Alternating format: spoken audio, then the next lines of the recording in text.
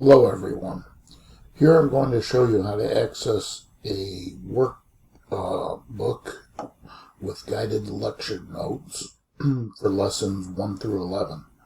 So if you go over to the left hand side of our home page here under course materials and you click on that, it explains the course materials. Hopefully you're already in MyMathLab and you've purchased the access code and you've begun working on the assignments. Also, if you look under number 2, there's an introductory algebra 3 reading textbook. So it says download free by clicking here. So if we click on that, it brings us to the guided lecture notes that we prepared.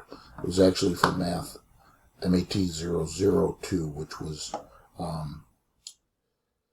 part of the course that you're in right now, 012. We combined Math 001 and 002, but here's the table of contents, and then starts the lecture notes. The nice thing about the lecture notes is that, well, one thing is I will be posting videos of the solutions to all of what we call pencil problems here.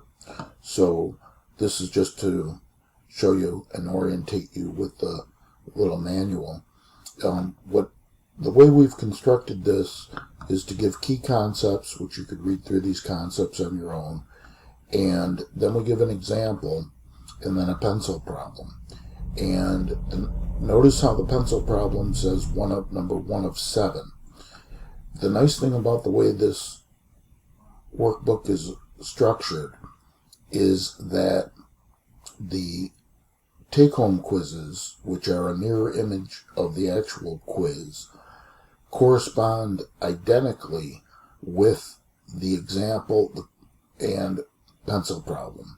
So, for example, question number 1 on the take-home quiz will be a question that's similar to this example or similar to this pencil problem, just as pencil problem number 2 or example 2 will be similar to question 2 on the take-home quiz.